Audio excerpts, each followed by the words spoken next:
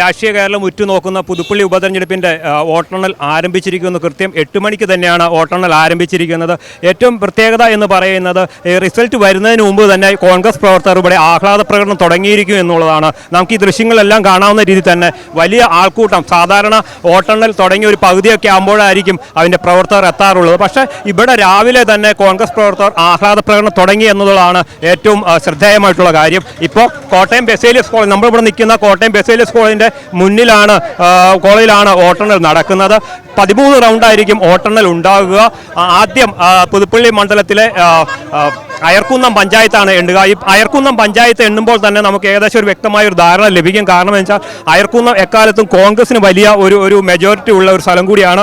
കഴിഞ്ഞ തവണയും ഈ കേരള കോൺഗ്രസ് മാണി വിഭാഗം UDF ഇട്ടതിന് ശേഷവും ഈ അയർക്കുന്നം പഞ്ചായത്തിലെ കോൺഗ്രസിന് UDFന് വലിയ മെജോറിറ്റി ഉണ്ടായി. കാരണം പാലായുമായി ചേർന്ന് കിടക്കുന്ന ഒരു പഞ്ചായത്താണ് അയർക്കുന്നം എന്ന് പറയുന്നത്. അപ്പോൾ അതിനാൽ തന്നെ ഈ അയർക്കുന്നത്തെ വോട്ടെണ്ണൽ കഴിയുമ്പോൾ തന്നെ ഏകദേശം ഈ ഫലത്തെക്കുറിച്ച് ഒരു വ്യക്തമായ ഒരു ധാരണ കിട്ടും. ഏതായാലും കോൺഗ്രസ് പ്രവർത്തകർ വലിയ ആവേശത്തിലാണ്. അവർ വിജയം ഉറപ്പാക്കി കഴിഞ്ഞിരിക്കുന്നു. അതിൻ്റെ ഒരു ആഹ്ലാദ പ്രകടനമാണ് ഇവിടെ കാണാൻ കഴിയുക. പലപ്പോഴും നമുക്ക് ഈ ഉപതെരഞ്ഞെടുപ്പ് ഒക്കെ നടന്നു കഴിയുമ്പോൾ അതിൻ്റെ ഒരു റിസൾട്ടിനെ സംബന്ധിച്ചിടത്തോളം വളരെ ഉദ്വേഗജനകമായ ആകാംക്ഷ രാഷ്ട്രീയ കേന്ദ്രങ്ങളെല്ലാം തന്നെ കാണാൻ കഴിയും. പക്ഷേ ഇവിടെ ആകട്ടെ, ഇവിടെ വിജയത്തെക്കുറിച്ച് ആർക്കും തന്നെ ഒരു സംശയമില്ല എന്നതാണ് നമുക്ക് മനസ്സിലാക്കാൻ കഴിയുന്നത്. UDF ഏകദേശം വിജയം ഉറപ്പിച്ച മട്ടാണ് നമുക്കിവിടെ കാണാൻ കഴിയുന്നത്. അതിന് ഇനി എത്രമാത്രം ഭൂരിപക്ഷം കിട്ടും എന്നുള്ള ഒറ്റ കാര്യം മാത്രമേ എല്ലാവരും ഉറ്റുനോക്കുന്നുള്ളൂ. ഭൂരിപക്ഷം വലിയ റെക്കോർഡിലേക്ക് കടക്കുമോ? കഴിഞ്ഞ തവണ 2021 ഉമ്മൻചാണ്ടിക്ക് ലഭിച്ചത് 9044 വോട്ടിൻ്റെ ഭൂരിപക്ഷമായിരുന്നു. അത് ബ്രേക്ക് ചെയ്ത് മുന്നിലേക്ക് പോകുമോ? അത് 2011 ഉമ്മൻചാണ്ടിക്ക് ഏറ്റവും കൂടുതൽ ഭൂരിപക്ഷം കിട്ടിയത്. അന്ന് സുജാ സൂസൻ ജോർജിനെതിരെ LDF സ്ഥാനാർത്ഥിയായിരുന്ന സുജാ സൂസൻ ജോർജിനെതിരെ ഉമ്മൻചാണ്ടിക്ക് 33,254 വോട്ടിൻ്റെ ഭൂരിപക്ഷമുണ്ടായിരുന്നു. ആ ഭൂരിപക്ഷമൊക്കെ കഴിഞ്ഞ് 40,000 അതിനൊക്കെ മുകളിലേക്ക് പോകുമോ എന്നതാണ് ഏവരും ഉറ്റുനോക്കുന്നത്. വലിയ ആകാംക്ഷ, വലിയ താല്പര്യം ഒക്കെയാണ് ഇവിടെ നമുക്ക് കാണാൻ കഴിയുന്നത്. ചേട്ടാ, എവിടുന്ന് വരുന്നു? നിങ്ങൾ വലിയ ഇപ്പോൾ വോട്ടെണ്ണി തുടങ്ങിയുള്ളൂ, അതിനുപാട് തന്നെ ആഹ്ലാദം തുടങ്ങിയല്ലോ.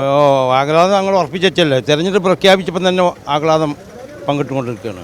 ഞാൻ മലപ്പുറം ജില്ലയിൽ തിരൂരങ്ങാടി പള്ളിക്കുന്ന് നിയോജക മണ്ഡലത്തിൽ 3 മണ്ഡലം കോൺഗ്രസ് കമ്മിറ്റിൻ്റെ പ്രസിഡൻറ്റിൻ്റെ അനുവാദത്തോടു കൂടി പതാക കൈമാറിക്കൊണ്ട് ഇന്നലെ ട്രെയിനിന് വന്നാൽ കേരളത്തിൻ്റെ പുറത്തുനിന്ന് തന്നെ ആഹ്ലാദത്തിന് വേണ്ടിയിട്ട് വന്നു കഴിഞ്ഞു. നമ്മളൊരാഴ്ച മുന്നേ ഇവിടെ പ്രവർത്തനത്തിനുണ്ടായിരുന്നു.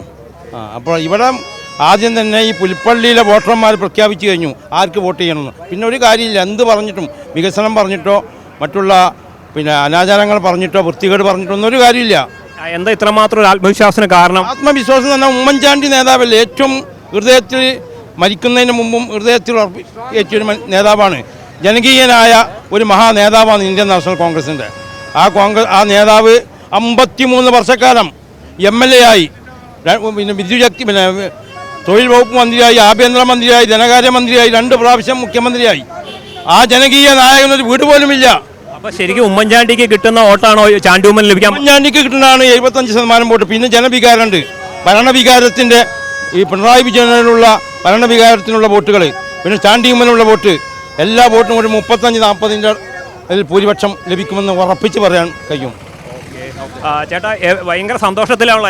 സന്തോഷത്തിലാണ്, വളരെ സന്തോഷത്തിലാണ്. ഞാൻ ആലുവയിൽ നിന്ന് വന്ന, ഞാൻ 3:30 ഇവിടെ എത്തി. 3:30 അവിടെ നിന്ന് പോന്നിട്ട് 6:45 ഇവിടെ എത്തി.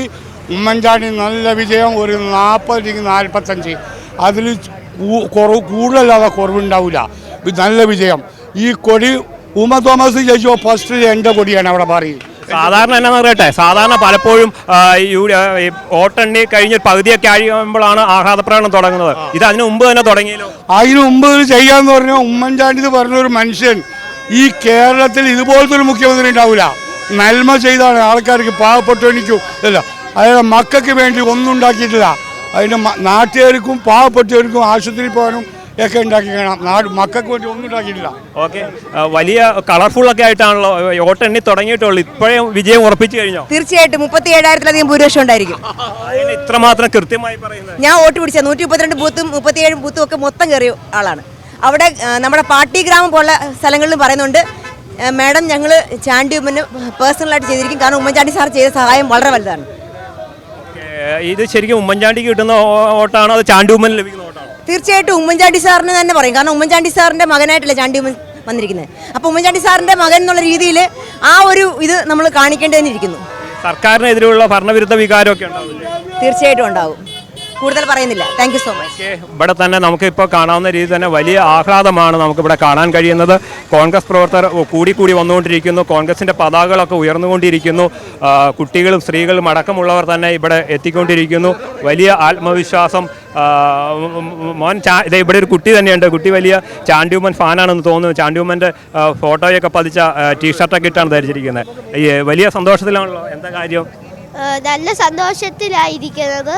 പക്ഷേ ചാണ്ടിയുമ്മൻ ജയിക്കുവാനാണ് എൻ്റെ ഉറപ്പ്. എന്താ ചാണ്ടിയുമ്മൻ ജയിക്കുമെന്ന് ഉറപ്പ് പറയാനേ? അങ്ങനെ തന്നെയാണ് റിസൾട്ട് വരത്തെ. ഇവിടെ വലിയ സന്തോഷം. ഇവിടെ നമുക്കിവിടെ കാണാവുന്ന രീതിയിൽ ഈ ബസേലിയസ് കോളേജിലാണ് വോട്ടെണ്ണൽ നടക്കുന്നത്. 13 റൗണ്ടായിരിക്കും വോട്ടുണ്ടാവുക. 1,28,000-ഓളം വോട്ടർമാരാണ് വോട്ട് ചെയ്തിരിക്കുന്നത്. 2021 74.84% പോളിംഗ് ശതമാനം. പക്ഷേ ഈ തവണ 2% പോളിംഗ് കുറഞ്ഞിട്ടുണ്ട്. ഈ തവണത്തെ വോട്ടെന്ന് പറയുന്നത് 1,28,000-ഓളം പേരാണ് വോട്ട് ചെയ്തിരിക്കുന്നത്. തീർച്ചയായിട്ടും UDF കേന്ദ്രങ്ങൾ വലിയ ആത്മവിശ്വാസത്തിലാണ്.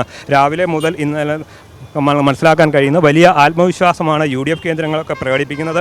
ഇടതുപക്ഷ കേന്ദ്രങ്ങളിലൊക്കെ തന്നെ ഒരു നിരാശയുടെ ഒരു സൂചനയാണുള്ളത്. ഏതായാലും വോട്ടെണ്ണൽ തുടങ്ങിയിരിക്കുന്നു. ആദ്യ ഫലങ്ങളൊക്കെ തന്നെ മനസ്സിലാക്കുന്നത് ചാണ്ടിയുമ്മൻ നേരിയ ഭൂരിപക്ഷം ഉണ്ട് എന്നാണ് ഇപ്പോൾ പുറത്തു വരുന്ന വിവരങ്ങൾ. ഏതായാലും വോട്ടെണ്ണൽ പുരോഗമിക്കുന്നു. തുടങ്ങിയിട്ടേ ഉള്ളൂ. രാവിലെ 8 മണിക്ക് തന്നെ വോട്ടെണ്ണൽ ആരംഭിച്ചു. 13 റൗണ്ടാണ് വോട്ടെണ്ണൽ ഉണ്ടാവുക. ഏകദേശം 9 കൂടി തന്നെ ഫലം പുറത്തു വരും എന്നാണ് നമുക്ക് മനസ്സിലാകുന്നത്.